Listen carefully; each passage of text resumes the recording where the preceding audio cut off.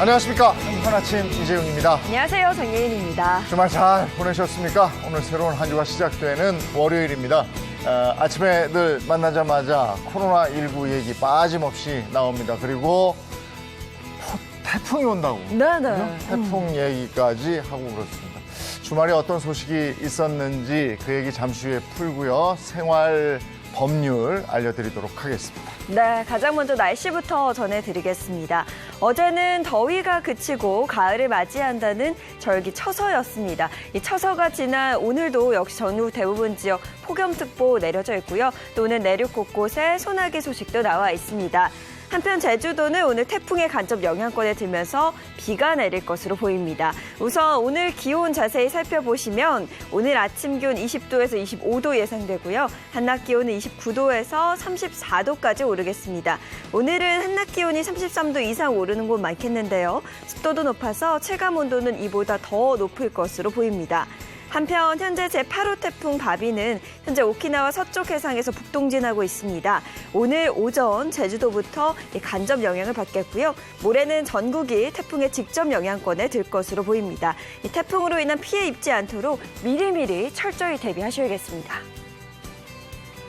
8월 24일 월요일 행복한 아침 지금 시작합니다.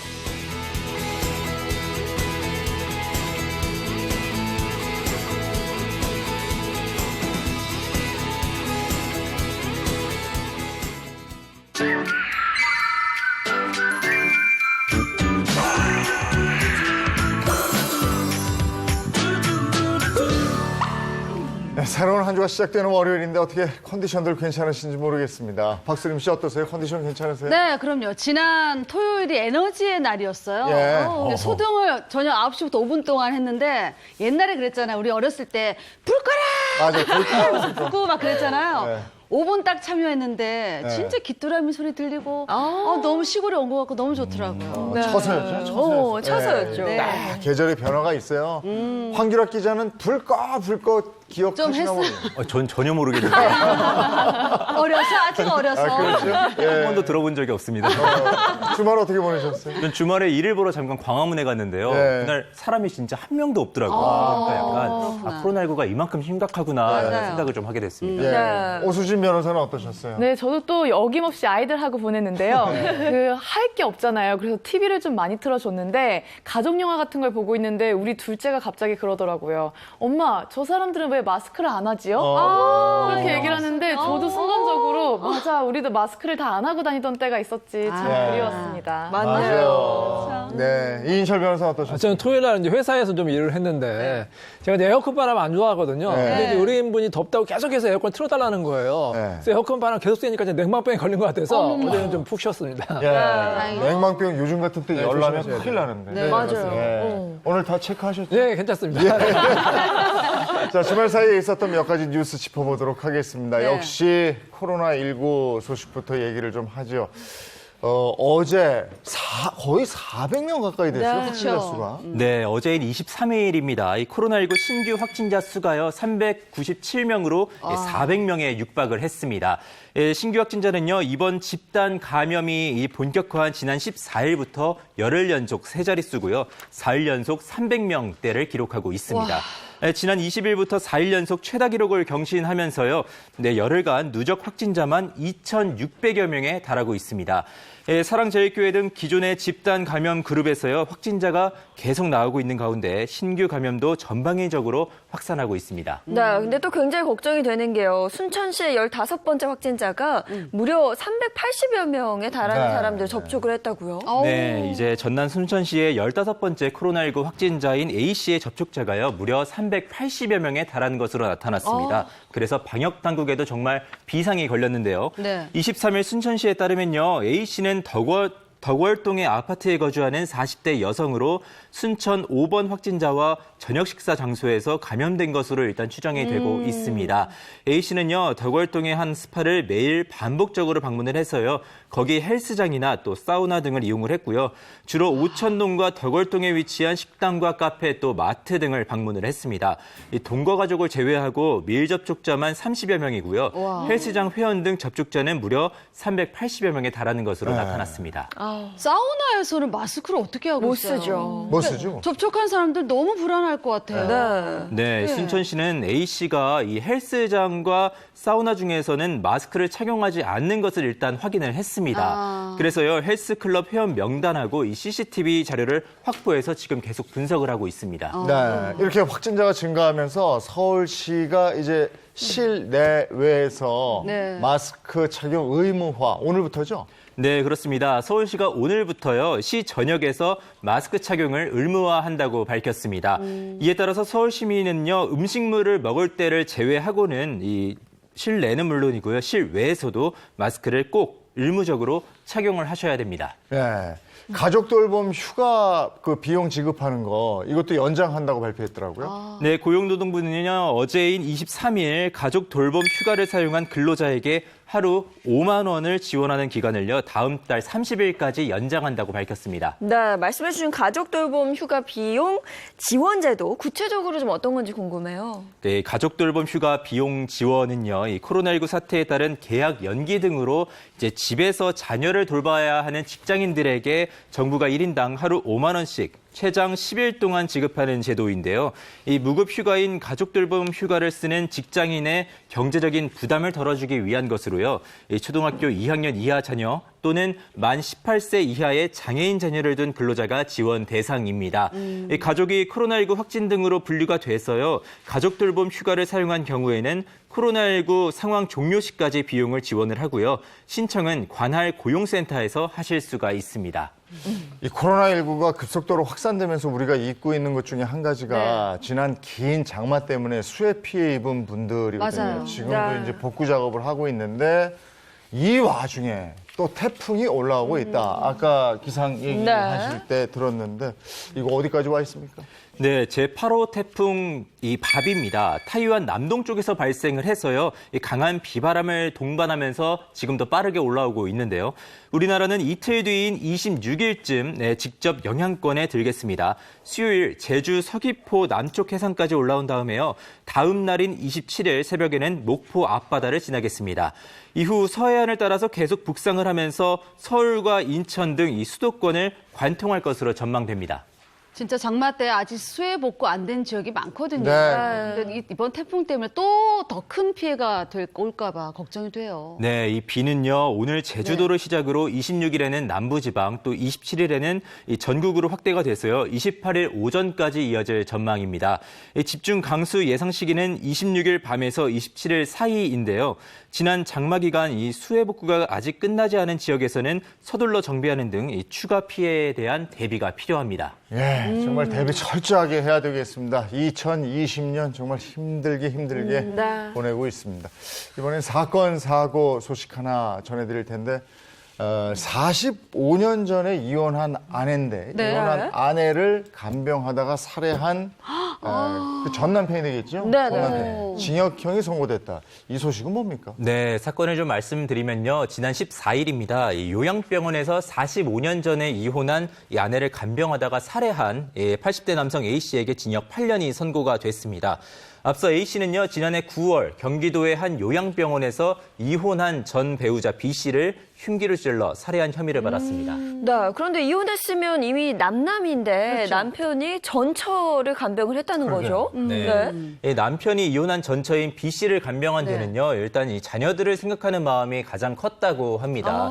이 전처가 자식들에게 이 병원비 등으로 좀 많은 부담을 줬다고 해요. 네. 그 점에 때문에 이제 계속해서 전처가 자식들에게 병원비를 계속 요구를 하다 보니까 이를 덜어주려는 마음에서 전처와 같은 병원에 입원을 했고요. 그리고 자식들과 함께 전처의 이 간병을 도왔다고 합니다. 이혼하고서도 이게 자식들이 안쓰러운 마음에 간병을 도왔던 건데 이런 일을 벌였다는 게 좀 이해가 안 되거든요. 어떻게 범행을 저지르게 된 거예요? 이제 남편 A씨는요, 이 아내 B씨를 간병해오면서도 병원비로 자식들에게 부담을 주는 B씨에게 좀 불만을 품었다고 합니다. 그래서 결정적으로 범행을 저지른 이유는 전처 B씨의 이런 의심 때문이었는데요. 이 B씨는 자신을 간병하는 남편에게 좀 고마움을 표시하는 대신에 네. 나한테 왜 이렇게 잘해주냐. 혹시 의심을 돈을 노리고 그런 거 아니냐. 그래요. 이런 식으로 의심을 했다고 합니다. 네. 그래서 이제 이에 격분한 A씨가 좀 우발적으로 전처 B씨를 살해하게 된 겁니다. 아내 입장에서는 아무래도 이혼한 남편이 막 자신을 돌보면 약간 미심쩍을 수는 있을 것 같아요. 근데 그럼에도 불구하고 이런 남편을 이렇게 하는 건 아니죠. 이게 오해에서 발생됐다니까 더 좀 비극적이네요.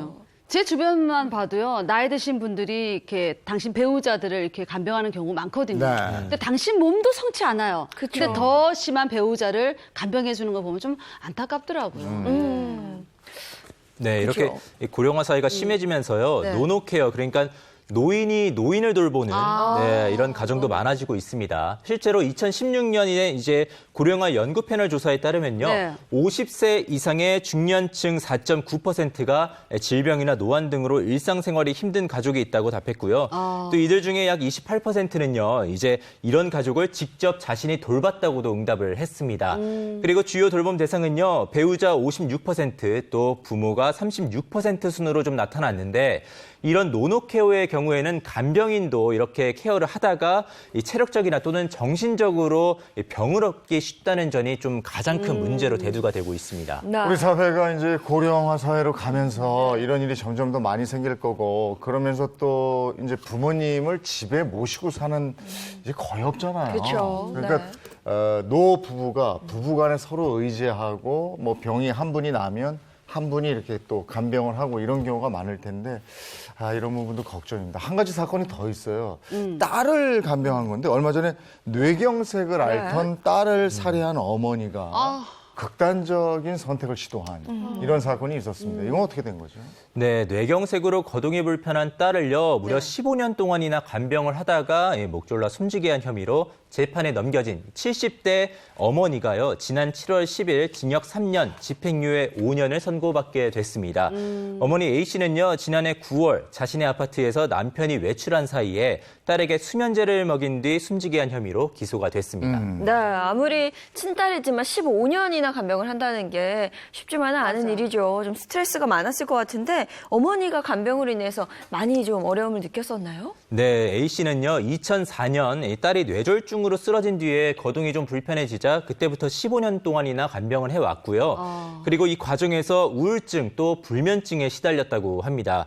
이 A씨는 범행 이후에 자신도 인근 야산에 올라가서 수면제를 먹고 극단적인 시도를 했지만 인근 주민에 의해서 발견돼서 결국 목숨은 건졌습니다. 예. 안타깝네요. 경찰 조사에서 어머니는 뭐라고 했어요? 네, 경찰 조사에서 어머니 A씨는요, 네. 딸의 오랜 간병에 지쳐서 힘든 것을 좀 끝내고 싶었다. 그러면서 딸을 보내고 나도 그를 뒤따라가려 했다. 뭐 이렇게 진술했다고 합니다.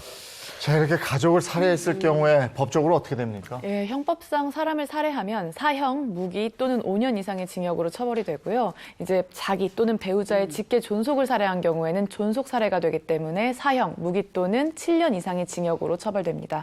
그런데 이 사건 같은 경우는 어머니에게 집행유예가 선고가 맞아요. 됐잖아요. 그 이유가 뭐였나요? 네, 재판부는요, 피고인에게 정말 엄중한 책임을 물어야 하지만 한편으로는 이 피고인의 책임으로만 돌리기는 어려운 실정도 있었다. 이렇게 밝혔습니다. 어머니가 15년 동안 거동이 어려운 딸을 간병을 해오면서 상당한 육체적 고통을 겪었고요. 또 우울증까지 앓았기 때문인데요. 또 우리 사회가 간병살인이라는 이런 이 굉장한 현실을 외면하지 않기를 바란다면서 검사의 항소까지 기각을 했습니다. 이렇게 살인죄인데 집행유예를 선고하는 경우는 어떤 경우예요? 집행유예라는 거는 교도소에 안 간다는 걸 쉽게 말씀드리면 네. 바로 풀어준다는 건데 아니 살인죄라는 것은 가장 중한 범죄거든요. 그렇죠. 네. 근데 집행유예 요건은 3년 이하의 그 형, 그러니까 가벼운 범죄만 집행유예를 허락하게 돼 있어요. 네네. 근데 살인죄 같은 경우 아까 오변님 말씀하셨듯이 5년 이상의 징역이면 법적으로 안 되거든요. 네네. 근데 이제 우리 법에는 이 법관이 재량에 따라서 장량 강경, 즉 형을 2분의 1로 강경할 수가 있습니다. 네. 이 사건 같은 경우에는 이제 피고인이 고령이고 또 여러 가지 창작 사유가 있기 때문에 장량 강경을 해서 집행유예 선고가 나온 것입니다. 네. 네, 우리나라뿐이 아니고 일본에서도 이렇게 간병 살인이 일어나고 이러면서 이 건수를 집계하고 이랬대요. 네. 근데 우리나라는 아직 이게 집계가 안 된다면서요? 네, 맞습니다. 일본에서는요, 2006년부터 후생노동성과 경찰청이 합동으로 간병살인 건수를 집계하기 시작했지만 우리나라에서는 관련 통계조차 없는 실정입니다. 그래서요, 이 고령화가 급속도로 좀 진행이 되고 있잖아요, 우리나라에서. 그래서 이런 유형의 사건들이 계속해서 늘어날 가능성도 아주 크고요. 우리나라에서 이런 유형의 사건들을 하루빨리 조사와 대책을 마련하지 않으면 더 심각한 사회적 문제로 대두될 수 있다는 위험도 좀 가중이 되고 있습니다. 그래서 위기가구별 상황을 좀 파악을 하고 종합적으로 이제 복지 혜택을 마련할 필요가 있습니다. 우리 사회가 나이가 들어갈수록 이게 충분히 일어날 수 있는 것이고 네. 예측될 수 있는 상황이거든요. 여기에 대한 대비도 좀 철저히 할 필요가 있지 않나 싶습니다. 오늘 이제 가족끼리 왜 이래 진행을 할 텐데 오늘은 이 황당한 아내들의 얘기를 준비를 해놨습니다. 어떤 얘기들이 펼쳐질지 한번 잠시 후에 들어보도록 하겠습니다. 가족끼리 왜 이래입니다.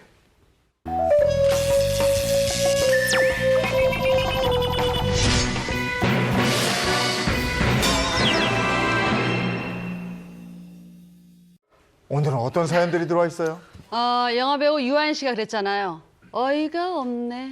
그래요, 진짜. 어이상실, 황당한 아내들에 관련된 그런 사연들입니다. 첫 번째 사연 보겠습니다. 네. 8년간 딸 얼굴을 2번 본 두 번밖에 못 아빠입니다. 봐서 8년 동안 그러니까 어떤 아빠겠어요? 불쌍한 아빠죠. 그렇지. 아니면 나쁜 아빠. 불쌍한 아빠. 불쌍한 쪽이에요? 불쌍한 아빠에 들어갈 수도 있어요. 아, 그래요? 볼까요? 한번 볼까요? 안쓰러운 아빠. 불쌍한 막 날라다녀. 날라다녀. 기러기 아빠. 아니 아무리 기러기 아빠라도 그렇지 어떻게 딸 얼굴을 8년에 2번밖에 못 봐. 맞아요. 그러니까 어이가 없네. 제가 그랬잖아요. 그렇죠? 어이상실. 네. 예. 사연 속으로 들어가기 전에 남편 역할은 황 기자님 해주시고요. 네. 아내 역할은 두 분이 잘해보세요. 젊은 사람들끼리.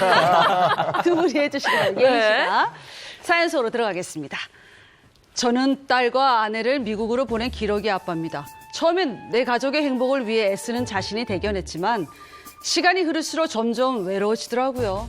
딸이 너무 보고 싶어서 아내에게 한국에 와달라고 요청했지만 매번 거절당했고 8년 동안 아이를 본 것은 제가 직접 미국에 간 2번이 전부였습니다. 저는 지칠 대로 지쳤습니다. 아니 여보, 나 너무 힘들어 진짜. 양말 하나 속옷 하나 이거 살 돈까지 아껴가면서 내가 학비며 생활비며 다 보태고 있는데 수진이 크는 건 내가 제대로 한 번도 보질 못하잖아. 이게 무슨 가족인가 싶고 내가 너무 외로워. 여보. 아우 진짜 외로울 시간 있으면 그 시간에 일을 더해. 일을 더해서 우리 수진이 학비 좀 보태. 아우 앞으로 애한테 들어갈 돈이 얼만데 지금 한가한 소리 하고 있어. 아니 내가 무슨 돈 버는 기계야? 나 혼자 뼈 빠지게 돈 버느라 이게 진짜 몸도 마음도 너무 안 좋아 나. 그리고 당신이 좀 내 옆에 좀 있었으면 좋겠어. 그래서 이제 그만 둘 다 집에 들어오자. 여보, 당신만 힘들어? 나도 힘들어. 아우 진짜 미국에서 혼자 수진이 먹이고 입히고 공부시키고 내가 8년을 그렇게 고생을 했는데 다시 다 물거품을 만들고 들어오라고? 싫어. 나 절대 안 들어가. 아니 뭐? 야, 나 더 이상 이렇게는 못 산다. 나 이렇게는 못 사니까 들어오기 싫으면은 그냥 이혼을 하자, 이혼을. 그래 이혼해. 그냥 따로 살자. 대신에 나랑 수진이 학비 필요하고 생활비 필요하니까 다 합쳐서 8천. 8천? 8천 보내. 그러면 내가 이혼해줄게. 와, 안 되겠네. 저는 이혼하는 조건으로 아내가 요구하는 돈까지 보내줬지만 아내는 돈만 받은 채 이혼에 동의해주지 않았습니다. 8년간 해외에 간 가족들을 뒷바라지하면서 딸 얼굴 2번밖에 못 본 저는 아내와 이혼할 수 있을까요? 불쌍해. 그러니까 미국에 간 너무 2번만 아팠다. 딸을 봤다는 네. 거 보니까 8년 동안 한 번도 들어오지 않았다는 건데. 그렇죠. 그죠? 이게 어떻게 된 얘기입니까? 네, 일단 지난 2015년에 있었던 판결인데요. 이 사건의 남편 A씨는요, 2006년 당시 13살이던 딸의 교육을 위해서 미국으로 아내와 딸을 보냈습니다. A씨는 국내에서요, 태권도장을 운영하면서 교육비와 생활비를 꾸준히 송금을 했는데 8년간 아내와 딸은 한 번도 한국에 들어오지 않았고요. A씨가 직접 미국에 가서 둘을 만난 그 2번이 전부였다고 합니다. 딸이 13살에서 8년 지나고 21살 때 그 두 번밖에 못 보면 딸이 얼마나 이쁜데요. 얼마나 보고 싶었겠어요. 아니 근데 정말 안타깝네요. 힘들게 뒷받침하는 기러기 아빠들 보면요. 가는 비행기 표값 아껴서 맞아. 보내려고 그것도 부담스러워서 못 가더라고요. 그래서 안 가는 경우도 있군요. 아, 근데 아무리 기러기 아빠지만 8년간 아내와 딸을 2번밖에 못 봤다 하면 외로움이 굉장히 크잖아요. 이거를 아내한테 좀 얘기를 했을까요? 맞아. 네, 이제 A씨는 아내에게 경제적으로 힘들다, 그리고 친구들에게 돈 빌리는 문제로 굉장히 좀 우울하고 외롭다는 이메일을 네네. 보내기도 했다고 합니다. 그리고 아내에게 국내로 돌아올 것을 권유하기도 하고요. 하지만 아내는 이런 이 힘들어하는 남편을 외면했습니다. 결국 남편은 이혼을 요구하는데 이에 아내는 8천만 원을 주면 이혼을 해주겠다 이렇게 합니다. 그래서 A씨는 먼저 5천만 원을 보내주게 되는데요. 이 A씨의 아내는 여러 조건을 내세우면서 귀국 의사를 좀 내비치기는 했지만 결국 이혼에 동의해주지는 않고요. 그래서 남편이 이혼 소송을 낸 사건입니다. 자, 그러면 8년 동안 딸 얼굴 2번밖에 보지 못했어요. 이게 이혼 사유가 될까요? 안 될까요? 되면 O, 안 되면 X입니다. 하나, 둘, 셋, 들어주세요. 아, 이게 전에 이건 안 될 것 같아요. 예? 저도 안 될 것 같아요. 이건 동의하고 보낸 거잖아요. 맞아. 못 볼 걸 알고 보냈죠. 네. 그래 내 가족인데 보고 싶다 그렇게 연락했는데 못 보게 아니, 근데 한 거면 그래도 저 미국에 가서는 봤다며. 네. 맞아. 미국에 가면 보여주긴 그래 하잖아. 2번은 봤다 그쵸? 만날 수 그러면 안 되겠다. 근데 본인이 못 간 거니까. 그래 맞아. 네. 안 보여준 건 일부러 안 간 아니니까. 것도. 아니, 근데 안쓰럽긴 하고. 맞아요. 그죠? 어떻습니까? 이혼 이게- 사유는 안 될 것 이게 같기도 해요. 법적으로 어떻게 되는 겁니까? 네, 이혼이 가능합니다. 아, 가능한 거예요? 이혼 사유가 돼요? 미국 얘기 나왔으니까 영어로 out of sight, out of mind 있죠. out of sight, out of 네. mind. 몸에서 멀어져 마음에서 멀어져. 네. 우리나라나 외국에 똑같은 것 같아요. 네, 가족이라는 건 같이 붙어 있어야 되고요. 우리 민법에 이런 규정도 있어요. 부부는 서로 동거해야 된다. 아니 근데 그럼 외국에 있으면 동거할 수가 없잖아요. 네. 그러면 가상적으로 동거하는 방법이 있죠. 요즘 영상 통화할 수도 있고 뭐 여러 가지 그 화상으로 만나는 방법이 많이 있잖아요. 네. 그러니까 사이가 돈독한 부부를 보면 이렇게 영상 통화를 많이 하고 왕래를 많이 하는 부부가 있어요. 근데 이 사건 같은 경우에는 그런 왕래도 안 하고 그리고 최소한 1년에 한 2번 정도는 보통 귀국을 하거든요. 여름방학 때, 겨울방학 때. 근데 이 아내 같은 경우에는 8년 동안 한 번도 귀국을 안 하고 그런 것은 이 법에서 의무를 저버렸다고 해서 결국 이혼 판결이 나올 수밖에 없는 거죠. 네. 그럼 실제로 이 사건은 어떻게 됐어요? 네, 결과적으로 법원은요, 기러기 아빠의 이혼 청구를 받아들였습니다. 이제 재판부는요, 장기간 별거와 또 의사소통의 부족으로 부부간의 이 정서 간의 유대감이 상실이 되면서 이 혼인관계가 파탄에 이르렀다, 이렇게 봤고요. 아내에게 혼인 파탄의 책임이 크다고도 판결이 됐습니다. 또 아내가 남편이 다른 여성과 좀 부정한 행위를 하고 있어서 남편이 이혼을 요구하고 있다고 주장을 했는데 이 주장에 대해서는 근거가 부족하다, 이렇게 말했습니다. 아니, 실제로 주변에 보면 40, 50대 기러기 아빠들 보면요. 정말 돈 벌어서 다 붙인다고요. 그리고 혼자 그 조그만 집 하나 얻어가지고 거기서 생활하다 보니까 아유, 이게 외롭고 사람들도 잘 안 만나려고 그러고 그러더라고요. 그러니까 기러기 아빠들 대부분 그런 것 같아요. 자기 생활비는 진짜 당장 없어. 근데도 해외 가족들한테 보내는 돈은 줄일 수 없는 거예요. 네. 제 주위에도 대기업에 다니고 있어요. 남들 보면 번듯해. 네. 근데 밤에는 대리운전하면서 투잡을 뛰더라고요. 네. 돈 보내야 뭐 돼서. 동료들 뭐 경조사도 못 가고 이걸 가족한테 또 말도 못 해요. 네. 애로사항이 많더라고요. 이게 기러기 아빠하고 독수리들이 또 있는 독수리는 달라요. 독수리는 뭐죠? 가고 싶으면 언제든지 가. 그래서 만나. 그러니까 경제적으로 전투적으로 좀, 막 날아가는구나. 경제적으로 좀 괜찮은 사람들은 따로 부르는 얘기가 있고 이게 이제 절약하고 해서 기러기 아빠들은 그냥 붙이기 바쁘거든요. 그러니까 혼자 생활해서 외롭고 이런데 가끔 가다가 처자식을 만나면 서먹한 거야. 이렇게 매일 보는 사이면 할 말이 많아요. 그렇죠. 띄엄띄엄 근데 보면. 우리도 이제 한참 있다 만나봐 별로 할 말이 없어요. 이제 저도 이게 일주일에 이렇게- 한 번씩 보니까 좀 서먹서먹해요. 매일 봤으면 좋겠어. 그죠? 네. 우리 또 매일 보니까 또 할 말이 있어. 네. 근데 이게 궁금한 게 이 기러기 부부들의 이혼율 이건 어떻게 됩니까? 근데 뭐 기러기 부부라고 다 나쁜 건 아니에요. 사이가 오히려 이 한국에 있을 때는 서로 이제 막 싸움을 하다가 이제 떨어져 있으니까 서로 이제 그리운 거죠. 애틋해가지고 오히려 사이가 좋아지는 부부가 있는데 그런 부분은 이제 왕래도 많이 하고 서로 애정 표현도 많이 하거든요. 근데 이제 반대로 한국에서는 사이가 좋아졌다가 기러기 부부가 되면 또 사이가 나빠지는 경우가 있어요. 그래, 서로 맞아. 떨어져 있으니까 연락도 제대로 안 하고 또 왕래도 안 할 경우에 서로 나빠질 수가 있거든요. 그래서 이제 뭐 가끔 가다가 이제 외로워서 이제 외도를 하는 경우가 있는데 그럴 경우에는 결국에는 유책 배우자의 그 청구기 때문에 이혼이 이제 안 되는 경우도 있고 반대로 외도를 한 사람한테 소송을 할 경우에 또 이혼이 되는 경우도 있는 거죠. 네, 근데 저는 궁금한 게 기러기 부부 같은 경우는 떨어져 있잖아요. 그러면 이혼을 할 때는 어떻게 이혼을 하게 되는 거예요? 예, 그래서 만약에 이제 부부가 이혼에 둘 다 동의를 하게 될 경우에는 협의이혼 절차가 약간 특수하게 진행이 됩니다. 원래 국내에 거주지가 있는 부부가 협의이혼을 하려고 할 때는 반드시 2번 법원에 같이 가셔야 돼요. 협의이혼이사 확인 신청서를 제출할 때 같이 가셔야 되고 네. 거기서 이제 숙려일 후에 확인 기일을 잡아주는데 네. 그때도 같이 가셔야 돼요. 근데 이제 한 분이 외국에 있고 한 분은 국내에 있는 경우에는 같이 법원에 가서 신청을 하고 네. 같이 확인 기일에 갈 수가 없잖아요. 네. 이렇기 때문에 이때에는 한쪽이 국내 법원에서 신청을 하거나 아니면 한쪽이 제외 공간에서 신청을 할 수가 있고요. 그래서 이제 숙려 기간이 지난 후에 절차가 완료되는 그런 그 단계를 거칩니다. 다만 반드시 중요한 거는 이혼 그리고 재산 분할, 위자료, 양육비 이 모든 것에 협의가 되어 있어야만 이 절차가 가능한 것입니다. 근데 이게 또 부부가 오랫동안 떨어져 있다 보니까 한쪽이 외도하는 경우도 생길 것 같은데 이럴 때는 어떻게 되는 겁니까? 근데 이제 얘기를 들어보니까 한국 남자들이 좀 억울할 수가 있겠네요. 열심히 돈만 버는데 꼭 남자들만 외도하는 경우 아니에요. 반대로 그 외국에 있는 아내가 또 그 외도하는 경우가 있습니다. 왜냐하면 이제 가부장적인 한국 문화에서 벗어나서 맞아. 거기서 현재 뭐 자유로운 분위기에 따라서 뭐 탐을 만나는 경우도 있고 그런 경우가 있거든요. 거기서 이제 안 들어와요. 안 들어와서 그냥 남편이 가다 보니까 그냥 외국인 남자랑 이제 막 사는 거예요. 그러니까 얼마나 화병이 나겠습니까? 열심히 돈 벌어서 보냈는데. 자, 그럴 경우에 이제 이혼을 할 수가 있는데 문제는 뭐냐면 외국에 있기 때문에 한국에 굳이 출석을 해야 되느냐. 근데 이제 소송을 제기할 경우에는 이제 변호사가 대신 소송을 제기할 수가 있거든요. 그리고 재판 중간에 이제 가끔 본인이 나와야 되는데 부득이한 사유가 있는 경우에는 법원의 허가를 받아서 변호사만 대신 출석해서 법원의 재판을 진행할 수가 있습니다. 네. 그러면 이런 경우는 어떨까요? 바람을 피운 쪽이 이혼 소송을 청구하는 그런 경우도 있을 수 있잖아요. 이제 원칙적으로 유책배우자 같은 경우에 이혼 청구에도 기각이 되는데요. 저도 이제 사건을 많이 하다 보는데 보통 소송을 이제 많이 해요. 그래서 처음에는 기각이 되지만 결국에는 이혼이 됩니다. 왜냐하면은 한번 기각이 됐다고 해서 그걸로 끝나는 게 아니라 재판을 계속해요. 항소도 하고 또 뭐 1년이 있다 하고 심지어는 뭐 10년 동안 뭐 재판을 여러 번 하는 경우가 있거든요. 결국에는 이혼이 되는 경우가 많더라고요. 근데 만약에 이게 따로 살다가 이제 이혼을 하고 싶어.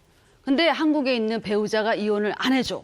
그러면 외국 법원에서 몰래 이렇게 이혼 판결 받는 그런 경우도 있어요?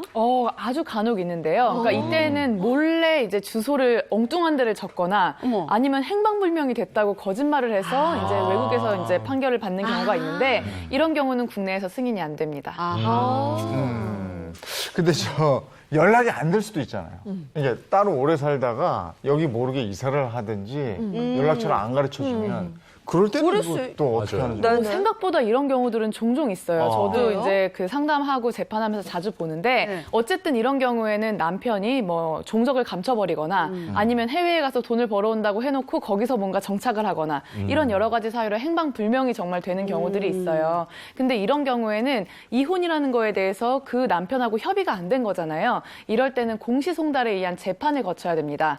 그래서 이제 그 소장을 공시를 해야 되고 남편을 수소문하는 절차까지 도 있어요. 그리고 또 제3자를 통해서 이렇게 혼인 관계가 파탄이 났고 남편과 아내 간의 그런 사정을 설명할 수 있는 진술서를 법원이 제출하라고 합니다. 이런 절차를 거쳐서 공시송달을 통해서 이혼이 가능합니다. 어쨌든 법을 떠나서 오랜만에 기러기 아빠 얘기를 하다 보니까 전에 송강호 씨 나왔던 영화 기억나는데 뭐죠? 미국에 딸하고 부인하고 가 있어. 거기서 행복하게 사는 모습을 비디오로 찍어서 이렇게 보내면 네네. 그걸 가지고 이렇게 집에서 앉아서 보는 거야. 그 마지막 장면이 혼자 라면 끓여서 먹으면서. 라면 끓여 먹으면서 그거 보면서 막 우는데 네. 야, 그 장면이 지금 막 이렇게 맞아. 예. 아이고. 제목은 생각이 안 나네요. 네, 제목은 생각이 자, 검색 들어가세요. 예. 아니, 가족이 같이 살아야죠. 맞습니다. 네. 자, 두 번째 가족끼리 왜 이래 어이상실 황당한 아내들. 아내 전 남편 어디에서 발견한 내 딸입니다. 내 딸을 어디서 발견했어? 집에서. 뭐 회사? 아내 전 남편 집에서 발견한 애. 아니야. 집 아니에요? 회사 이런 것도 아니에요? 아니야. 아니에요? 아니에요. 볼까요 그러면? 아내 전 남편 호적에서? 쪽에서 이건 또 무슨. 황당하죠. 어이가 없네 진짜. 어. 자, 제가 아내 역할하고요. 네. 남편은 뭐 우리 늘 항상 부부잖아요. 네, 그래요. 이재용님이 해주시고 사연 속으로 들어가겠습니다. 전 아내의 두 번째 남편입니다. 전 남편과 헤어져서 슬픔에 잠겨 있는 그녀를 위로해 주다가 사랑이 싹트게 됐고 제 아이를 가졌다는 그녀의 말에 덜컥 결혼까지 하게 됐습니다. 하지만 사랑이 영원하진 않더라고요. 13년 후에 저희 부부는 성격 차이로 이혼하기로 했습니다. 그런데 그 과정에서 충격적인 사실을 알게 됐습니다. 보자. 응? 아니 뭐야? 왜? 아니 여기에 왜 예인이 이름이 있어? 이거 뭐야? 뭐? 어디? 아니 내 딸이 왜 당신 전 남편 호적에 올라 있어? 어머, 자기 어디 안가가 볼까? 놓아놨나 보다. 무슨 소리야, 진짜. 아유, 그럴 리가 없지. 예인은 당신 딸인데. 아니 내 눈으로 이거 똑똑히 봤는데 이게 여기서 거짓말을 해. 나 이거 그냥 못 넘어가. 어? 친자 감정해 이거. 친자 감정 결과. 제 딸은 저의 친딸이 아니라 아내의 전 남편 아이라는 청천벽력 같은 소식을 듣게 됐습니다. 전 배신감에 치를 떨었죠. 아니 당신 미쳤어? 어?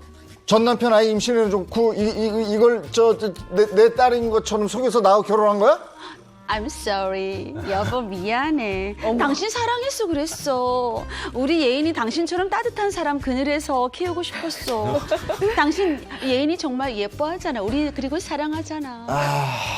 정말 내 자식인 줄 알고 키웠는데 이 당신한테 속은 거 생각하면 아주 분노에 치가 떨려. 어? 나 그동안 아이한테 쓴 양육비하고 교육비하고 그 당신한테 손해배상 청구할 테니까 알아서 해. 당신 무섭지만 멋있다. 아내에게 속아 전 남편 아이를 제 딸로 알고 13년간 키운 저는 그동안 아이에게 쓴 양육비를 돌려받을 수 있을까요? 아유, 이거 어떡합니까? 아우, 13년 동안 내 딸인 줄 알고 키웠는데 내 딸이 아니야. 그 배신감이. 이거 어떻게 된 사건이에요? 이 아이는 또 어떡하며, 이 아이. 그러니까. 정말. 어떻게 일단 돼? 이거는요, 지난 2005년에 있었던 판결입니다. 이 사건의 남편 A씨는요, 아내 B씨가 자신의 아이를 가졌다는 말을 듣고 이제 혼인신고까지 하면서 딸에 대한 출생신고도 함께 했는데요. 이후 13년간이나 자신의 아이인 줄 알고 딸을 키우다가요, 아내와 불화로 인해서 일단 협의 이혼 절차에 들어갑니다. 네. 그런데 이 과정에서요, A씨는 친자식이라고 생각했던 딸이 아내의 전 남편의 가족관계 등록부에 등재된 것을 알게 된 겁니다. 그래서 병원에 친자감정까지 의뢰한 결과 친딸이 아니라는 결과를 통보를 받고요. 이에 아내를 상대로 지금까지의 양육비를 돌려달라는 손해배상 청구 소송을 하게 된 겁니다. 자, 이건 뭐 정말 그 화나는 사건이죠. 네, 맞아요. 아내한테 속아서 딸을 내 딸로 알고 키웠는데 그렇다면 양육비하고 교육비 돌려받을 수 있을까요? 있으면 O 아니면 X입니다. 하나, 둘, 셋 들어주세요. 안 될 수 되죠. 있죠, 이거. 이건 받을 수 있죠. 속였잖아요. 사기잖아. 사기. 맞아요. 근데 뭐 불우한 이유 도왔다 생각하면 내 자식인 줄 모르고 내 자식인 줄 알았으니까. 네. 근데 지금은 가족이 아니잖아요. 이거는 그러니까 못 받을 것 같아요. 받을 수 있고 거기다가 더 뭔가 요구할 수 있을 것 위자료나 같아요. 뭐 이런 것까지. 정신적인. 정신적인 맞아요. 충격에 대한 네. 보상까지 요구가 가능할 것 같아요. 아, 이거 사기지, 사기. 그렇죠? 근데 그 여자도 모를 수도 있나? 알았던 것 같아요. 설마. 네. 네. 그렇죠. 알았겠죠? 알았을 네, 것 같아요. 네. 아니, 그럼 사기지. 그럼 받을 수 있지. 그렇죠. 네, 어떻게 변호사님 되는 정답은요? 이 경우에는 못 받아요? 안 될 것 네, 같았어. 받을 수가 아니, 없습니다. 왜 그래? 네, 그러니까 친딸이 아닌데도 네. 그 양육비 쓴 것을 받을 수 없는 이유가 바로 민법상의 부양 의무 때문인데요. 그러니까 이게 참 우리가 법은 상식에서 출발한다고 얘기하잖아요. 네. 그런데 그게 법적으로 정해져 있는 경우에는 일단 법리 해석에 충실해야 되는데 민법상 부양 의무는 일단 배우자하고 직계혈족, 그러니까 1차적인 부양 의무고요. 두 번째는 기타 생계를 같이 하는 친족 간에도 부양 의무가 발생을 합니다. 그런데 이 부양 의무가 발생하는 그 친족은요. 일단 8촌 이내의 혈족 그리고 4촌 이내의 인척입니다. 우리 이제 결혼해서 사돈관계를 맺고 이러면 이제 인척관계가 발생을 하잖아요. 네. 인척을 법적으로 표현할 때는 혈족의 배우자, 그리고 배우자의 혈족, 그리고 배우자의 혈족의 배우자까지가 4촌 이내의 인척입니다. 그러면 내가 결혼한 나의 아내는 네. 일단 나의 배우자죠. 네. 그리고 그 아내의 친딸은 배우자의 혈족이에요. 그러니까 사촌 이내의 인척에 해당되기 때문에 그동안 양육비로 아빠가 열심히 들였던 그 그래, 안 비용은 돼. 아, 결국에 억울하겠다. 부양 의무가 있었던 돈으로 인정이 되어버리는 것입니다. 아니, 내가 몰랐는데. 알고 이랬으면 모르겠지 좀 맞아요. 몰랐는데. 그리고 어쨌든 그 법 해석으로 보면 인척이기 때문에 결혼 관계가 유지될 때는 그걸 대줘야 되는 그쵸. 건데. 네. 그럼 이혼한 다음에는 대줄 필요는 없는 거고. 그렇죠. 이혼을 하고 이제 친자를 검사했는데 내 딸이 아니다, 네. 친딸이 아니었다라고 하면 그 이후부터는 전혀 양육비에 대한 책임이 없는 것입니다. 네. 근데 이것은 또 다시 돌아서 생각해 보면 상식적이기도 한 게 원래는 이렇게 불화가 없었으면 행복하게 잘 살았을 거잖아요. 그렇죠. 근데 그런 상황에서 사실 양육비를 돌려주니 어쩌니 하는 상황 자체가 사실 맞지 않았었던 건데 이제 이혼을 하게 된 마당에 유전자 검사까지 해보니 친딸이 아니다. 그럼 더 이상은 양육비를 지원할 의무가 없는 것입니다. 그래도 그 배신감이 그렇죠. 네, 맞아요. 실제로 이 사건은 어떻게 됐나요? 이 남편이 아내에게 낸 손해배상 청구 소송에서요, 결국 남편은 패소를 했습니다. 아유. 네, 일단 법원은요, 말씀하셨다시피 배우자의 혈족도 인척관계이기 때문에 부양한 의무가 있다. 그렇기 때문에 손해를 입었다고 볼 수가 없다고 판단을 했고요. A 씨는 또 정신적인 고통으로 인한 위자료도 한 푼도 받지 못했습니다. 이 손해배상 청구 소송을 한 시기가요, 전 남편 가족관계 등록부에 이 딸아이가 있다는 사실을 알게 된 후 3년이 지났기 때문입니다. 그래서 법원은 남편이 상당한 정신적인 고통을 입었기 때문에 위자료를 지급해야 되는 게 맞지만은 이마저도 친생자가 아니라는 것을 안 이후에 3년이 지났기 때문에 손해배상 청구권도 소멸이 됐다. 이렇게 판단을 했습니다. 이게 청구가 가능한 시기가 있네요. 이게 3년인가 보죠. 그렇죠. 이제 불법행위, 즉 상대방이 고의나 과실도 포함합니다. 교통사고도 다 포함하거든요. 그럴 경우에는 이제 손해배상을 청구할 수가 있고 이혼 사건에서도 상대방이 잘못했다. 그럼 위자료가 손해배상 청구예요. 근데 이제 가끔 상담을 받아보면은 제가 정말 억울합니다. 소송을 해주세요. 언제적 일입니까? 15년 전 일이에요. 20년 전 일. 그거 안 돼요. 왜냐하면 이 법에서는 이 소멸시효라고 있는데 이 손해배상 청구는 그 사실을 안 날로부터 10년, 안 날로부터 3년, 발생할부터 10년 이내에 청구하셔야 됩니다. 3년 지났다고 피해자가 피해 보상 못 받으면 너무 억울한 것 같아요. 이런 말이 있어요. 법은 권리 위의 잠자는 보호하지 않는다. 왜냐하면 여러분 이 범죄자 같은 경우에도요 한 10년 정도 도망 다니다면 나중에 잡아도 처벌을 못해요. 그걸 공소시효라고 하잖아요. 소멸시효. 민사는 이제 소멸시효라고 하는데 왜냐하면은 이게 다 만약에 오래된 사건을 20년 전 사건을 다 법원에서 이제 다 뭐 판결한다, 네. 수사기관에서 수사한다, 행정력 낭비가 될 수가 있잖아요. 증거도 사라지고 또 한 10년, 20년 되면은 이 사람이 권리를 포기했구나 이렇게 이제 생각을 하거든요. 그래서 반드시 시효가 지나기 전에 이제 권리 구제를 하셔야 됩니다. 네. 그러면 이 사건처럼 남의 아이가 내 아이인 줄 알고 속아서 결혼을 한 경우에요. 그러면 혼인 취소 이럴 때 할 수 있나요? 그렇습니다. 잘 기억하고 계시네요. 혼인 취소는 사기나 강박을 당한 경우에도 할 수 있었죠. 네. 그렇기 때문에 할 수는 있는데 다만 내가 이제 속아서 결혼했다라는 것들을 입증을 하셔야 되고요. 혼인 취소가 안 될 경우에 이혼도 할 수 있습니다. 이혼도 할 수 있다. 네. 여기서 나오는 용어가 하나 생소한 게 있어서 친생자 관계 부존재 확인 총. 왜 이렇게 어려워? 다시 한번 읽어드릴게요. 친생자 관계 부존재 확인 청구 소송. 예, 일단은 만약에 이 딸이 내 친딸이 아닌데도 내 딸인 것처럼 가족관계 등록부에 올라가 있을 수 있잖아요. 네. 그러면 이혼을 하고 나서도 원래 이혼을 해도 부모가 이제 부부 사이가 이혼을 하는 것이지 부모와 자녀 간의 사이는 그대로 네, 유지가 되는 맞아요. 거잖아요. 네. 그래서 이 딸을 예전으로 말하면 호적이고 이제 이 호적이 폐지가 돼서 가족관계 등록부로 이제 정정이 되었는데 여기서 이제 딸에 대한 그 존재를 정정하기 위해서는 친생자 관계 부존재 확인 소송을 해야 됩니다. 그래서 이제 친생자 관계 부존재 확인 소송을 하기 위해서는 유전자 검사 명령이 나와요. 그래서 이제 유전자를 검사해 보니까 친딸이 아니었다. 이렇게 되면은 이제 가족관계 등록부를 정정할 수 있게 되는 것입니다. 이렇게 남의 자식을 친자식으로 알고 결혼을 했어요.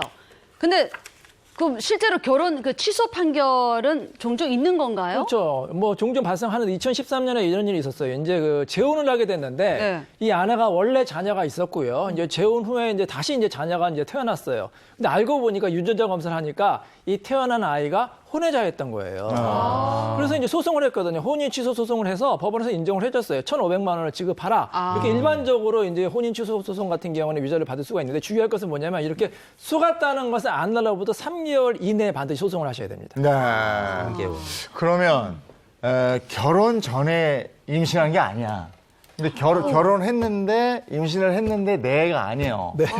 이것도 혼인 취소인가 이게 되나요? 왜 이렇게 그런 경우도 복잡한 가끔 질문? 말씀합니다. 이거는 뭐냐면은 쉽게 말해서 아내가 바람을 펴가지고 혼인 중에 다른 남자 아이를 임신해서 출산했는데 속이고 이게 당신 아이다 남편한테 그렇게 속이는 경우가 있어요. 근데 태어나 보니까 발가락도 안 닮은 거예요. 그래가지고 윤여 검사를 가지고 소송하는 경우가 있는데 그때 이제 이혼 소송을 하면서 이제 아내한테도 청구할 수가 있고 상간남한테도 위자료 청구가 가능합니다. 네, 이와 관련해서도 사건이 좀 있었나요?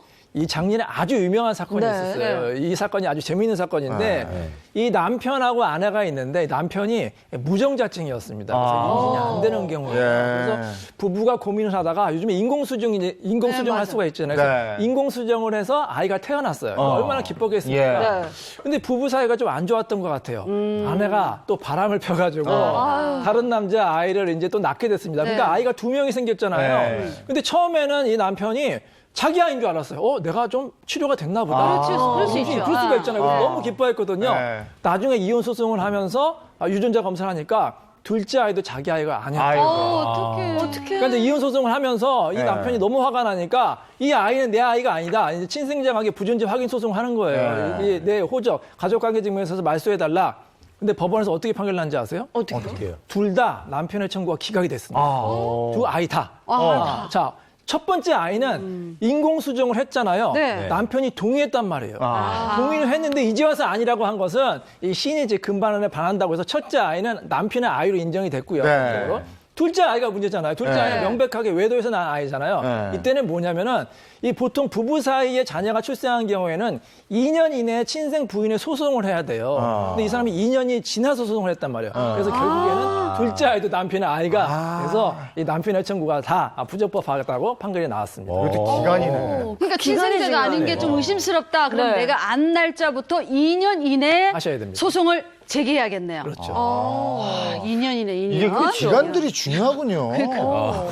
근데 끝까지 모르고 키우는 뭐 그런 경우도 있을 수 있잖아요. 예, 실제로 있습니다. 사실 지금 방금 말씀해주신 사례 같은 경우에도 내 자식이 아니지만 일단은 가족관계 등록부에 등재되어 있다. 이것뿐만이 아니라 이제 사망하게 되면 상속까지도 전부 다 이제 내려가게 되기 때문에 그런 것들이 이제 사실 일상생활할 땐 큰 지장이 없지만 이런 문제 때문에 굉장히 나중에 돼서 급하게 소송을 의뢰하시는 분들이 많은데요.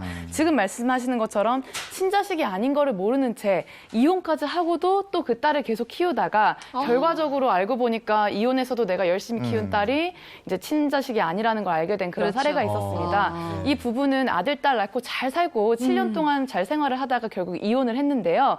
이혼하고 나서 또다시 재결합을 했어요. 근데 재결합하고 나서도 아내가 계속 이제 외박을 하고 해서 남편이 도저히 못 참겠다라고 해가지고 이제 다시 헤어지게 되었는데요. 이때 아무리 생각해도 이제 큰딸이 내 자식이 아닌 것 같다라고 생각을 했던 거예요. 네. 그래서 이혼을 하고도 그렇게 열심히 아들, 딸을 양육했던 남편이 유전자 검사를 의뢰를 했더니 정말로 딸이 친자식이 아니었습니다. 네, 그래서 결국에는 이제 다시 그렇게 헤어지고 안 좋은 결말을 맺게 됐죠. 남자는 참 고생을 많이 했고요. 그러면 소송을 했을 거 아니에요. 재판 결과는 어떻게 나왔어요? 맞습니다. 남편이 아내를 상대로 그 자기 딸이 아닌데도 남편 딸인 것처럼 속여서 그동안 생활하게 하고 또 양육비라든지 이런 것도 제대로 지급하지 않았어요. 결국에는 아내가 남편에게 위자료로 3천만 원을 지급하라라는 판결이 내려졌습니다. 아니 이런 일들이 요즘에 실제로 좀 많이 늘어요. 어떻게 돼요?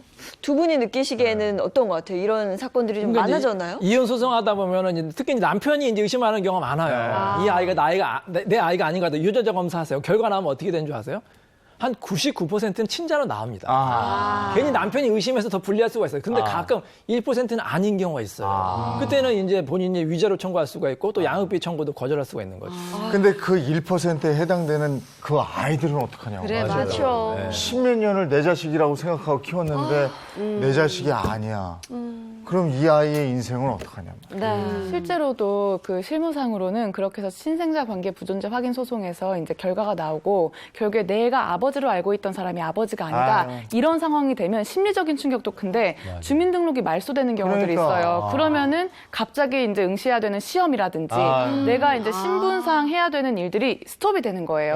그러니까 굉장히 그 자녀에 대한 충격이 굉장히 크고 실질적으로도 그 해결하기 위한 절차가 그 사람의 그 시기가 생리가 정지된 것처럼 굉장히 고통스러운 시기가 될 수 있습니다. 이 두 사람의 문제 때문에 이 아이가 제일 피해를 보게 되는 사건이네요. 끝까지 모르고 그냥 가야 되는 건지 아유, 정답이 뭔지 모르겠네요. 다음 거 가겠습니다. 자, 어이상실 황당한 아내들 세 번째는 시누이 행세에서 뭘 벌인 며느리입니다. 신우이 행세를 시누이?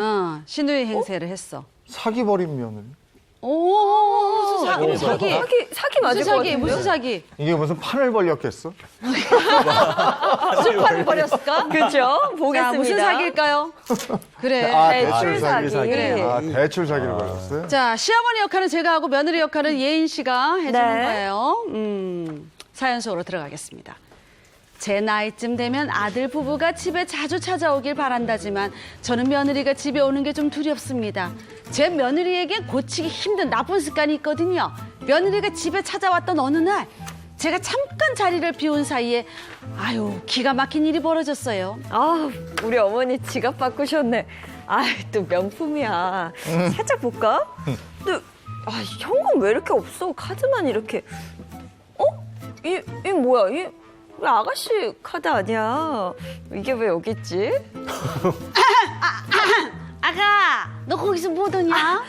어머니 가방이 너무 예뻐서 그냥 잠깐 그냥 살짝 구경만 했어요. 너무 이쁘네. 구경만 했지? 네네. 진짜 구경만 했지? 네. 그때 그렇게 며느리를 보내는 게 아니었습니다. 며느리는 제 지갑에 잠시 보관하고 있던 제 딸의 카드를 훔쳤고 무려 270번 긁어대면서 2,600만 원을 썼어요. 근데 더 황당한 일이 일어났습니다. 너 수진이 카드 긁어댄 것도 모자라서 이젠 수진이 이름으로 대출까지 받아? 그것도 6천만 원 넘게? 네가 지금 제정신이냐? 어머니 무슨 말씀하시는 거예요? 에? 제가 어떻게 아가씨 이름으로 대출을 받아요? 아니에요, 어머니. 저저 생글생글 웃으면서 거짓말하는 거, 저 못된 여우 같은 거죠. 네가 수진이 옆구리 훔쳐서 수진이 명의로 통장이랑 카드 만들고, 수진이인 척 해가면서 대출 받은 건 내가 모를 줄 알아? 대체 언제까지 이럴 거냐 너? 제발 정신 좀 차려라. 제 지갑에서 제 딸의 신용카드를 훔쳐서 마구 쓰고 제 딸인 척 행세해서 대출까지 받은 며느리 어떤 처벌을 받을 수 있을까요? 뻔뻔하다. 도력 있는 며느리예요. 뻔뻔하다 되게. 이거 어떤 사연이에요? 오. 네, 일단 며느리 A 씨는요, 네. 지난 2013년 시댁에서 시어머니의 지갑에 보관 중이던 이 시누이 카드를 훔친 다음에요, 이 274회에 걸쳐서 1,590만 원 상당의 물품을 구매했고요. 또 26차례에 걸쳐서 1,000만 원을 현금 서비스를 받아서 인출을 했습니다. 그리고 또 시누이인 척 행세를 하면서 신용카드까지 개설을 했고요. 네. 이 카드로 현금 서비스 310만 원을 받고 무려 1,400만 원 상당을 쓰고 다녔습니다. 시누이 카드를 그렇게 펑펑 네. 쓰고 다닐 정도면 시누이한테 뭐 안 좋은 감정이 많았었던 건지. 그럼 대출 사기는 어떻게 한 거예요? 예, 이 A 씨는요, 네. 시댁에서 시누이의 여권을 훔쳐 나와서 그대로 은행으로 향했습니다. 그래서 미리 보관 중이던 시누이의 인감 도장을 가지고요, 네. 이 통장하고 체크카드를 만든 건데요. 이 만든 은행 계좌로는요, 시누이 이름으로 신청한 대출금을 거기다가 입금을 시켰습니다. 그래서 A 씨가 카드사나 대부업체에서 시누이인 척 행세를 하고 이 받은 대출금은 모두 6,580만 원에 달했습니다. 이 범행으로 시누이의 인생은 정말 만신창이가 됐습니다. 뭐 신용등급은 10등급으로 강등이 됐고요. 네. 뭐 각 대출기관으로부터 돈을 갚으라고 이제 소송을 당하기도 하면서 막심한 손해를 입었습니다. 자, 이거 아주 시누이 카드를 훔치고 대출까지 받아서 시누이를 만신창이로 만든 며느리 네. 처벌받을 수 있을까요? 있으면 O 아니면 X입니다. 하나, 네. 둘, 셋 들어주세요. 이거 당연히 처벌받죠. 무조건. 저는 X. 네. 안 돼. 안 이거 된다고요? 또 배웠잖아요. 친족상도래. 그래서 안 돼요. 친족상도래. 가족이잖아요, 시누이가. 맞아. 그래도 방법이 있을 거예요. 맞아요. 방법이 어떻게든 해야 돼요, 이건. 그쵸, 어떻게든 하긴 해야 되는데 안 이게 될 것 전에 같은데. 잠깐 들었던 이게 카드란 말이야. 카드는 돈하고는 뭐 다른가요? 달라요? 카드는 또 딴 게 있어. 자, 가보죠. 네. 어떻습니까? 제가 할수 있습니다. 그래요? 뭐야? 시누이는 무려 3가지 범죄를 저질렀는데 네. 다른 사람의 물건을 몰래 훔쳐왔잖아요. 네. 절도죄가 되고 또 그거로 다른 사람은 이제 속여가지고 물건을 샀기 때문에 사기죄가 되고 또 다른 사람의 카드 사용하는 것 자체가 신용카드 부정사용죄로 7년 이하의 징역형이 처해집니다. 세 가지 범죄가 동시에 됐기 때문에 네. 형이 가중처벌될 수가 있습니다. 근데 변호사님 우리 맨날 배웠잖아요. 친족상도래. 그거는 해당이 안 되는 거예요? 근데 모든 친족이라고 다 형이 문제가 되는 게 아니라 원칙적으로는 배우자, 네. 직계 가족, 즉 부모 자식 간에만 친족 상대가 적용이 되고요. 그 외의 친족 같은 경우에는 고소를 하면은 처벌할 수가 있습니다. 그래요? 근데 만약 시누이랑 며느리가 같이 이렇게 살게 되면 같이 어떻게 사는 돼요? 동거 친족 같은 경우에 그때는 이제 처벌할 수가 없습니다. 근데 같이 살면? 이 사건 같은 경우는 따로 살았기 때문에 처벌이 가능합니다. 그러면 실제 이 사건은 어떻게 됐어요? 이 며느리는 절도와 사기 그리고 연신금융업법 위반 혐의로 기소가 됐고요. 네. 결국 징역 1년 2개월이 선고가 됐습니다. 그래서 네. 법원은요, 범행 횟수가 굉장히 많고 범행 기간도 길면서 아직 변제되지 않은 금액도 많기 때문에 그래서 피해자가 엄벌을 탄원하고 있어서 이런 형벌을 정했다 이렇게 밝혔습니다. 네. 가족 상도래. 그것 때문에 이제 뭐 피해가는 이런 걸 우리가 얘기 많이 했잖아요. 네. 그럼 가족 간의 절도죄가 해당되는 거 이건 뭐가 있는지 네. 그거 한번 볼게요. 이건 절도일까 아닐까? 아버지 지갑에서 돈 꺼낸 아들. 뭘까요? 이거 이건 이세영 절도 씨가 아니다. 어렸을 때 많이 했어. 이건 이거 X죠. 아니에요. 네, 이건 아버지하고 아셔야 아들. 됩니다. 아이. 이건 죄송한 말씀입니다만 네. 아버지가 뭐 어떡하겠어. 정답은요? 정답은 그래 봐. X. X 맞죠? 네, 정답 처벌 안 됩니다. 왜냐하면 방금까지 얘기했던 친족 상도례가 적용되는 전형적인 사례입니다. 네. 아버지 아들이기 그렇구나. 때문에 그렇죠. 다른 친족이었다면 또 네. 만약에 같이 안 살고 하면은 고소해서 처벌할 수도 있습니다. 네. 다행이네요. 네. 네. 저도 몇 번 엄마 지갑에 선전됐거든요. 네, 어렸을 자, 때. 아내 카드로 몰래 돈 찾은 남편. 아내 카드로 몰래 돈. 이거 절도일까? 네. 아 이거 절도야 절도. 절도요? 카드를 훔쳐서 돈을 찾았잖아. 아, 그래? 카드를 쓰면 아. 절도 아닌데 어. 돈을 찾았잖아. 아, 돈을 그래요? 찾았다? 그래. 오, 맞네. 이건 뭐죠? 수림 씨가 정확했어요. 왜냐하면 남편이 이거 훔쳐도 되겠지 가족 간에 처벌하는데 근데 오산입니다. 왜냐하면은 이 신용카드 같은 경우에는 우리 법원에서 피해자가 배우자가 아니라 네. 그 은행으로 본 거예요. 은행이 ATM기를 했기 때문에 결국 은행이 손해를 볼 수가 있잖아요. 은행이 피해자이기 때문에 절도죄가 될 수가 있습니다. 현금은 아닌데. 그렇죠. 카드는 됩니다. 은행이 끼어 있기 때문에. 그렇습니다. 남편 지갑에서 돈은 언제든지 가져와도 돼요. 야, 이걸 또 이렇게. 그래? 형사처벌은 안 되지만 나중에 민사소송 당할 수가 있어요. 그러시면 안 됩니다. 안 되는구나. 이혼 사유가 되죠. 추석에 명품 가방 슬쩍한 사촌. 이거는 절도죠. 이게 절도다. 사촌이잖아 또. 네. 이거 절도. 절도다. 그렇죠. 정답. 예, 네. 이것은 절도고요. 그리고 같이 살고 있는 사촌이 아니면 네. 고소해서 공소제기 가능합니다. 처벌될 수 있습니다. 짝퉁 가방 슬쩍한 사촌은. 마찬가지입니다. 짝퉁이든 그 어떤 명품이든 가방이에요? 예, 슬쩍하면 안 돼요. 그럼 몰래 가져갔다가 동창 모임 갔다가 쓰고 제자리 갖다 놔. 그거는 그거 괜찮은 거 아니에요? 괜찮지 않아? 요거는 세모라고 할 수 있겠습니다. 왜냐하면은 이 개념이 사용절도라고 할 수 있는데 절도에서는 불법 명득 의사가 반드시 있어야 돼요. 네. 그것은 뭐냐면 내가 내 맘대로 가져가서 경제적인 이익을 취하고 마음대로 처분하겠다. 이런 의사예요. 근데 이 가방 같은 경우에는 쓰고 다시 돌려주겠다는 거잖아요. 그러니까 불법 명득 의사가 있었다는 게 인정 안 되면 절도죄로 처벌까지는 되지 않을 수 있고요. 네. 사용절도가 인정되는 범죄가 아예 형법에 규정이 되어 있는데 자동차 같은 경우에는 슬쩍 타고 다시 돌려주면 처벌됩니다. 절도죄 같은 게 언제부터 절도된 줄 아세요? 그 물건을 만졌을 때부터 절도가 되는 겁니다. 만질 때 마셔야 됩니다. 만졌어요. 아니 그럼 그런 경우도 있잖아요. 슬쩍 했어. 근데 이제 핑계를 대는 거예요. 집에 똑같은 게 있어서 내 건 줄 알았어. 내 건 줄 알고 가져갔어. 이렇게 얘기하는 경우는 어떻게? 만약에 정말 착각했다. 그러면 그건 불법 명득 의사가 없어요. 그렇기 때문에 절도죄가 안 되고요. 휴대폰 같은 거 이제 슬쩍 가져가서 전화 쓰면은 어쨌든 경제적 이득을 쓰잖아요. 그럴 때는 또 사용절도지만 절도로 인정된 판례가 있습니다. 그렇기 때문에 핑계 대는 거 안 되고요. 정말 마음이 선해야 합니다. 네. 이게 제일 흔한 게 그 자매가 있는 집에서는. 네, 맞아. 그죠? 언니나 동생 옷이나 가방 막 무시로 들고 다녀서 잘 아시네요. 둘이 막 싸우고 이러는 거 내가 봤거든요. 저희 집이 그래요. 저희 집도 그랬는데요. 맨날 싸워요. 바로 친독 상대로가 적용이 되기 때문에 그것은 절대 처벌이 안 됩니다. 다행이네요. 그 형제가 있는 집에서는 네. 이게 많진 않아요. 죽어 그냥.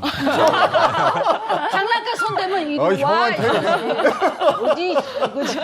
알겠습니다. 오늘 황당한 아내 사건들 한번 알아봤습니다. 고맙습니다. 고맙습니다.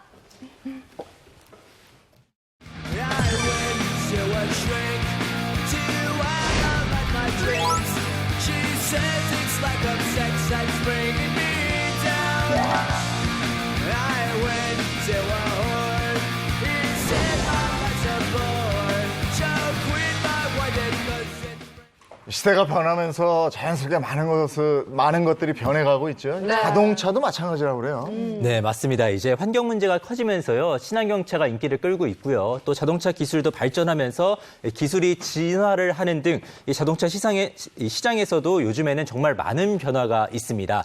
그래서 오늘은요, 이 자동차 시장의 이 과거와 현재에 대해서 좀 알아볼까 합니다. 네. 네, 예전에는 많은 자동차들이 철 같은 걸로 만들어진다고 지금도 네. 생각을 하잖아요. 네네네. 그런데 최근에는 이 자동차를 만드는 재료가 조금씩 바뀌고 있다고 합니다. 그래서 네. 요즘에는 좀 뭘로 변화했을까요? 아 근데 글쎄요? 이거는 문제 자체가 잘못된 거예요. 이제 아직도 철 아니에요? 계속? 이게 바뀔 수가 있어요? 여기가 아니잖아. 과거, 현재 이렇게 어. 있는데 예전에 철이었다면 네. 지금 뭐냐 이거죠? 그렇죠. 철이와 미애.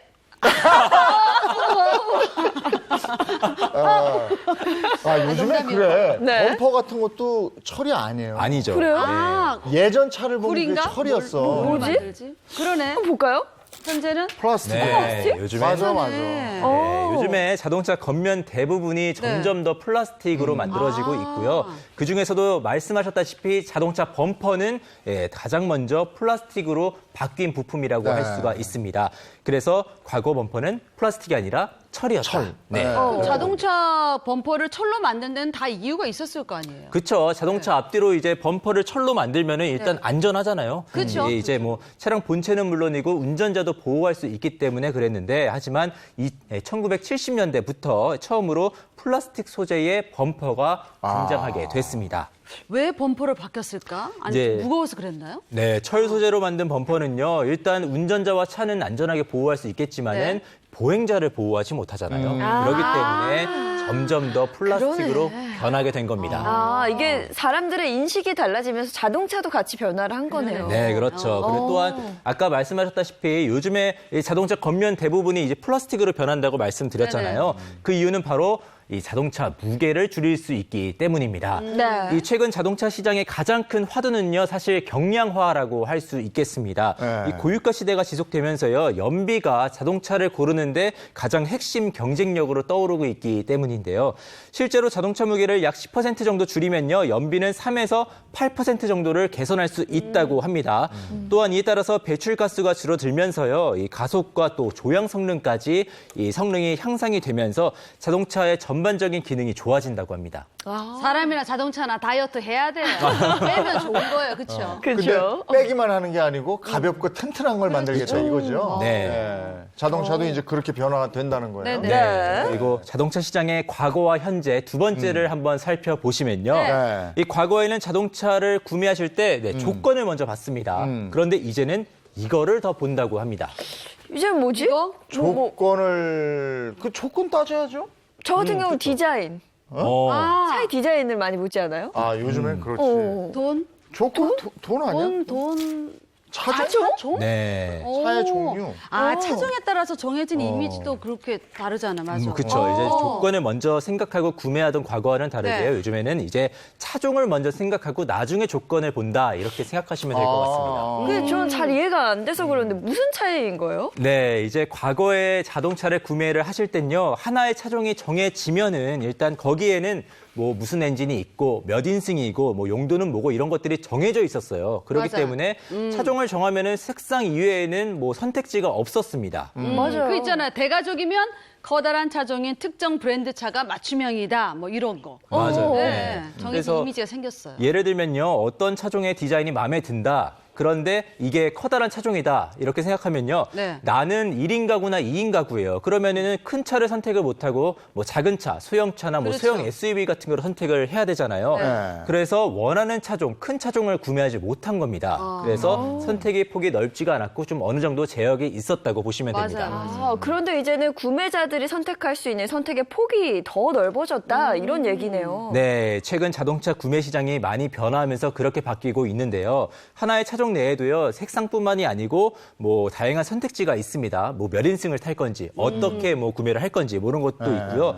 그래서 차량 소비자들이 좀 다양한 개성과 라이프 스타일에 맞춰서 선택을 할 수 있게 된 겁니다. 그러니까 차종을 선택하면 추가로 라인이나 인승 뭐 이런 거 맞춰서 선택할 수 있다는 거군요. 네, 쉽게 설명해 드리면요. 이 과거에는 조건을 먼저 생각해보고 차종을 골랐다 네. 보시는데 네. 내가 넓고 뭐 여러 사람이 탈 수 있는 차가 필요하다 그러면 커다란 차량으로 구매를 하는 겁니다. 네. 그런데 요즘에는요. 내가 어떤 차를 타고 싶은지 어떤 차종을 타고 싶은지를 먼저 결정을 하고 그다음에 몇 인승을 선택을 할 건지 이렇게 뭐 조건이 나눠지게 되는 다르네요. 겁니다. 구매자들의 입장에서는 굉장히 반가운 소식이기도 한데요. 그러면 어떤 선택의 기능들이 있는지 좀 설명해 주시죠. 네, 세 가지로 먼저 짚어드리겠습니다. 네. 네, 첫 번째는요, 같은 모델도 여러 인승으로입니다.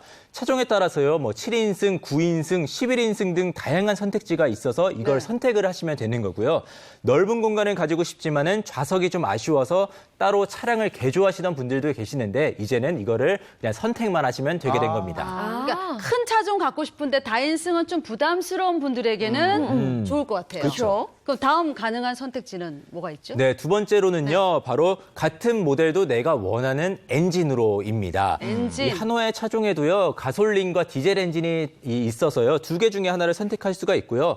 뭐 주행 거리를 따라서 뭐 내가 장 보러 다닐 때 사용한다, 또는 출퇴근할 때 사용한다, 이런 거에 따라서 뭐 하이브리드 또는 플러그인 하이브리드 이렇게 친환경차의 엔진도 골라서 선택을 하실 수가 있습니다. 네, 그러면 좋아하는 차 타면서 환경도 지킬 수 있고요. 맞네요. 그렇죠. 마지막 세 번째 조건은요. 네, 세 번째는 같은 모델로도 내가 원하는 주행 스타일로입니다. 이제 더 강한 주행 성능, 그러니까 더 빠른 차, 더 역동적인 차를 원하시는 분들이 있잖아요. 그래서 기본의 모델보다 좀 더 뛰어난 주행 성능, 뭐 터보 엔진이라던가 이런 걸 장착한 차량도 선택이 가능하게 된 겁니다. 그러니까 예전에는 내가 사서 그 뭐라 그래요? 튜닝 한다고 그러나? 그렇죠. 내가 어디 그 공업소 가져가가지고 그걸 네. 했는데 이제는 차종을 선택을 딱 하고 내가 내 스타일에 맞춰서 내 생활 스타일에 맞춰서 네. 이렇게 해주세요. 뭐 이럴 때는 그렇잖아요. 7인용, 9인용 사가지고 나는 나하고 딱 둘만 탈 2인용을 거예요. 하겠다. 널찍하게 해주세요. 뭐 이런 네. 식으로 가는 거예요. 맞아요. 훨씬 좋네요. 네. 알겠습니다. 자, 이제 네. 세 번째 보겠습니다. 과거에는 소유였는데 현재는 뭘까요?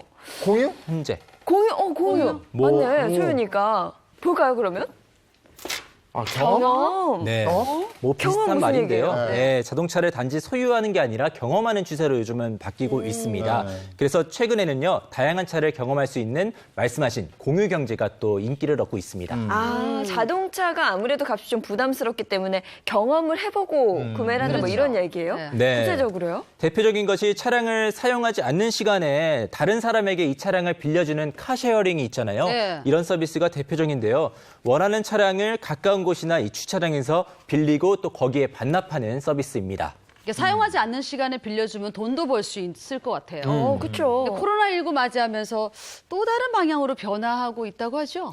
네, 그렇습니다. 바로 구독 서비스인데요. 이 구독 서비스는요, 다양한 경험을 할 수 있다는 장점과 편리함 때문에 요즘 젊은 층 사이에서 굉장히 큰 인기를 끌고 있습니다.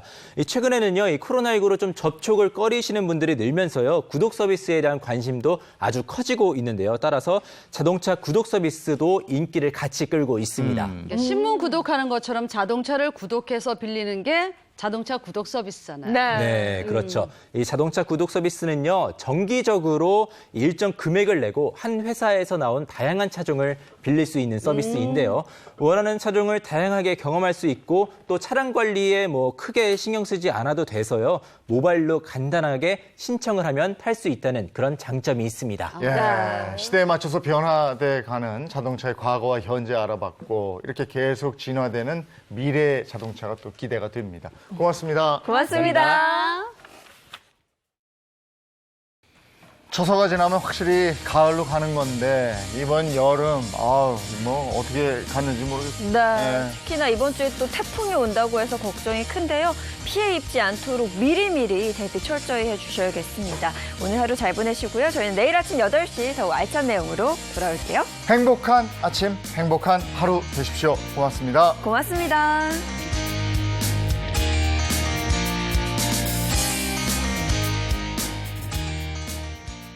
채널 A